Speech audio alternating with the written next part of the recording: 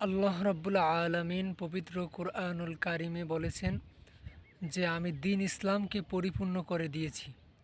এবং অপর আয়াতে মহান রব্বুল আলামিন বলছেন বিসমিল্লাহির রহমানির রহিম উদখুলু ফিস-সিলমি কাফা, তোমরা ইসলামের ভিতর পরিপূর্ণভাবে প্রবেশ করো। ইসলামের এক অংশ তুমি মানো, অন্য অংশ যদি তুমি না মানো তাহলে তোমার ইসলামের ভিতর পরিপূর্ণভাবে প্রবেশ করা হয় নাই। যেন ইসলাম যে মুসলমান যে ইসলামকে মানে তার পরিপূর্ণ ইসলামের অনুসারী হতে হবে।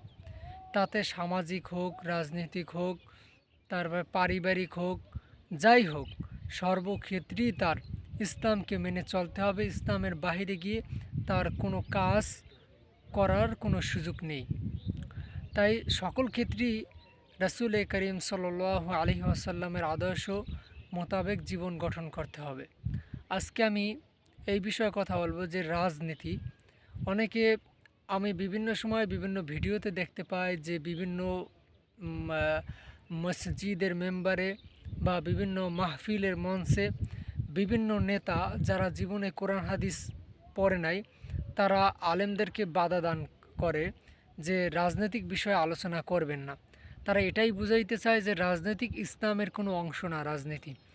আর আমাদের রাসূল করিম সাল্লাল্লাহু আলাইহি সাল্লাম সকল পথ এবং সকল কিছুই দেখিয়ে দিয়েছেন এবং তিনি রাষ্ট্রপ্রধানও ছিলেন। শুধু রাজনীতি করেন নাই, তিনি রাষ্ট্রপ্রধান ছিলেন। এবং চারজন প্রসিদ্ধ সাহাবি, তারাও আশারায়ে মুবাশশিরার চারজন প্রসিদ্ধ সাহাবি, তারাও কিন্তু রাষ্ট্রপ্রধান ছিলেন। যাই হোক, রাজনীতি ইসলামে আছে এবং ইসলাম এমন বিধান দিয়েছেন যে বিধানের মাধ্যমে একটি রাষ্ট্র যেখানে কোনো খুন খারাপ, রাহাজানি, টেন্ডারবাজি এগুলো হওয়ার কোনো সম্ভাবনাই নাই ইসলামের বিধান যদি মানা হয়। যেমন আপনি মুসলমান দেশ সৌদি আরব সহ বিভিন্ন রাষ্ট্রে, যেসব রাষ্ট্রে ইসলামী বিধিবিধান অনুযায়ী চলে সেসব রাষ্ট্রে গিয়ে দেখবেন ওই সব রাষ্ট্রে চুরি, ডাকাতি, ছিনতাই, রাহাজানি, টেন্ডারবাজি, অবৈধ সুদ, ঘুষ এগুলো কিন্তু নাই। কারণ আল্লাহর বিধান সকল মানবজাতি সকলের জন্য কল্যাণকর। তাই ইসলামে রাজনীতি আছে। ইসলামী হুকুমত যদি বাস্তবায়ন হয় তাহলে চুরি, ডাকাতি, টেন্ডারবাজি, রাহাজানি, খুন খারাপি, ধর্ষণ এগুলো কিছুই হবে না। সেজন্য আমি বলতে চাই যে যারা রাজনীতিকে অস্বীকার করে তারা কাফের। কারণ হচ্ছে ইসলামের কোনো বিধান আপনি হয়তো মানতে পারেন না কোনো কারণে, কিন্তু ওই বিধানকে আপনি যদি অস্বীকার করেন তাহলে আপনি কাফের। সেজন্য ইসলামের রাজনীতি আছে। আপনি যদি মুসলমান হন তাহলে ইসলামকে মেনেই আপনার রাজনীতি করতে হবে। আপনি যদি রাজনীতি করেন তাহলে ইসলামকে মেনেই আপনার করতে হবে। সেজন্য আর ভোট একটি হচ্ছে আমানত। আপনার ভোটের দ্বারা যে ব্যক্তিকে নির্বাচিত করবেন ওখানে যদি ভালো কোনো প্রার্থী না থাকে তখন আপনার বিবেচনা করতে হবে খারাপের মধ্যে ভালো কে। আর যদি ভালো ভালো কোনো আলেম ওখানে প্রার্থী হয় তখন আপনার তাকে বিবেচনা করে তাকেই ভোট দিতে হবে। কারণ হচ্ছে আপনার ভালো মানুষকে যদি আপনি প্রতিনিধি হিসাবে যদি নির্বাচিত না করেন তাহলে সে নির্বাচিত হয়ে যে টেন্ডারবাজি, লুট, খুন খারাপি যা কিছু করবে তার সমপরিমাণ আপনার আমলনামায় কিন্তু তার একটা গুনাহ চলে যাবে। সেজন্য আমি সকল বন্ধু এবং সকল যুবক ভাই যারাই আছেন সকলের প্রতি আমার আহ্বান থাকবে যে আপনার ভোটটি হোক ইসলামের পক্ষে, ইসলাম মুসলমানদের পক্ষে। আজ বাংলাদেশ 92% মুসলমানের দেশ হয়েও আজকে আলেম সমাজ এবং মুসলমানরা অপমানিত, নির্যাতিত, নিষ্পেষিত বাংলাদেশে। আজকে বাংলাদেশে একটা ইসলামের কথা বলা যায় না, বললে জঙ্গিবাদী ট্যাগ লাগায়। সেজন্য আগামীর বাংলাদেশে আমাদের একটি সুযোগ এসেছে।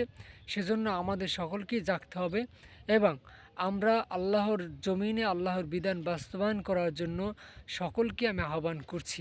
তার একটি বিপ্লবী কাফেলা হচ্ছে ইসলামী আন্দোলন বাংলাদেশ। ইসলামী আন্দোলন বাংলাদেশ ক্ষমতার জন্য রাজনীতি করে না, তারা শুধু আল্লাহ রব্বুল আলমিনের দিন বাস্তবায়ন করার জন্য রাজনীতি করে। পীর সাহেব চরমনাই সে যদি ক্ষমতালোভী হতো তাহলে তাকে বিভিন্ন দল বিভিন্ন সময় অফার দিয়েছে, সে কোনো সময় তার ইমানকে ক্ষমতার কাছে বিক্রি করে নাই। আমরা ন্যায় নেতৃত্বকে হারাম জানি, আমরা কখনো ন্যায় নেতৃত্বর সাথে আমরা আপোষ করি নাই। কারণ ইসলাম যেটা হারাম করেছে সেটা কখনোই কোনো সময় জায়েজ হবে না। সেজন্য সকল ভাইদের প্রতি আহ্বান যে হকের পথে একটা দল থাকবেই। আপনারা সব কিছু বিবেচনা করে অনেকে চরমোনাই বা ইসলামী আন্দোলনের বিরোধিতা করে হিংসায়। আমি বলি ভাই, হিংসা ফাসাদ এগুলো দলাদলি এগুলো আপনারা ভুলে যান। কারণ আপনি এই দুনিয়ায় চিরদিন বেঁচে থাকবেন না। আপনি যতই ক্ষমতা ধরুন, এই দুনিয়া আপনি চিরদিন বেঁচে থাকবেন না। একদিন না একদিন আপনার মৃত্যুবরণ করতেই হবে। আর এই দুনিয়া কিন্তু স্থায়ী না, ক্ষণস্থায়ী। ক্ষণস্থায়ী জিন্দিগির জন্য আপনি যদি চিরস্থায়ী আখেরাতকে আপনি ধ্বংস করে দেন, তাহলে আপনার মতো হতভাগা বা পোড়া কপালে কেউ হতে পারে না।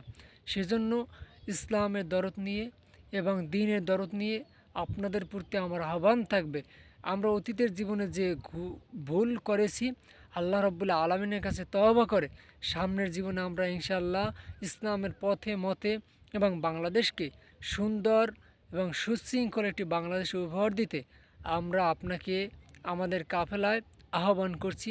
আসুন আমরা আদর্শবান যুবক তৈরি করতে।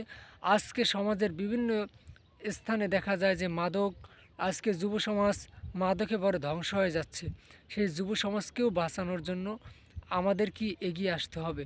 তাই সকল ভাইদের প্রতি আমার আহ্বান থাকবে, আসুন আমরা একটি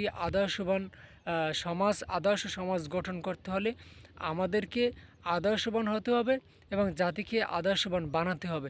তাহলেই এই রাষ্ট্র একটি সুখী রাষ্ট্র হবে। আর আদর্শবান যদি বানাতে হয়, ইসলামের বিধিবিধান মানা ছাড়া আদর্শবান জাতি তৈরি করা কখনোই সম্ভব না। কারণ ইসলামই মহান রব্বুল আলামিন সমগ্র বিশ্বের সকল মাখলুকাত, 18,000 মাখলুকাত সকল কিছুর জন্যই ইসলামের বিধিবিধান হচ্ছে সর্বজ্ঞ এবং ইসলামের বিধিবিধান হচ্ছে সকলের জন্য উপকারিতা। সেজন্য ইসলামী হুকুমত বাস্তবায়ন করার জন্য এই বিপ্লবী কাফেলা ইসলামী আন্দোলন বাংলাদেশে আপনাকে স্বাগতম। আসুন আমরা আগামীর বাংলাদেশ বিনির্মাণে আমরা সকলেই সহযোগী হই। নাসরুম মিনাল্লাহি ওয়া ফাতহুন করিব, অবশ্যিল মুমিনিন।